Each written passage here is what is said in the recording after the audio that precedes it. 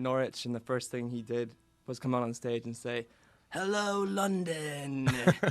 And then he went, well, I can't say it on the radio. Then he was like, "What the bleep am I doing in Norwich?" Like that.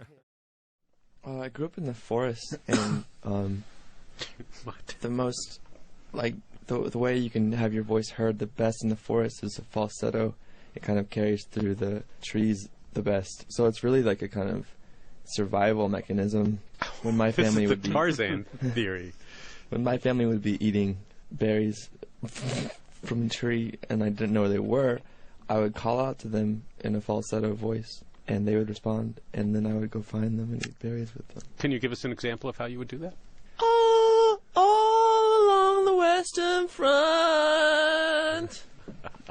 That's a sample from Electric Feel, hit single by MGMT. That really works. All people line up to receive.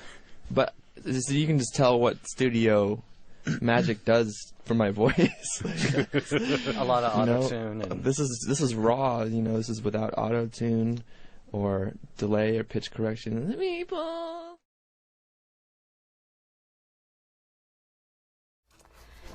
In the Citadel's halls, inside the shining walls, hear the stories from Earth. Fighters want to prove their worth. Solarian science smothered in idiom, about as stimulating as scanning for iridium.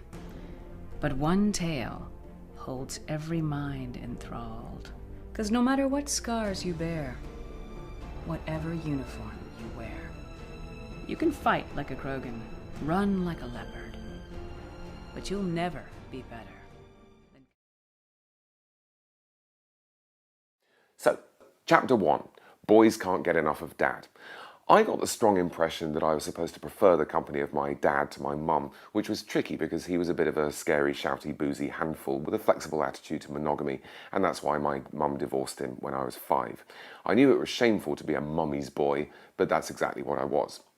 2, boys aren't shy. I was almost completely mute at this point, but I understood that boys were supposed to be noisy and cheeky and boisterous. I had an imaginary gang of friends called the Guy Buys, and we used to go around fighting crime. I didn't want to play with real boys because they scared me arseless. 3, boys love sport. I was rubbish at all sports. I say in the book that communal showering is a fresh hell that concludes each games lesson, the way an awkward exchange of details concludes a car crash. 4, boys are brave.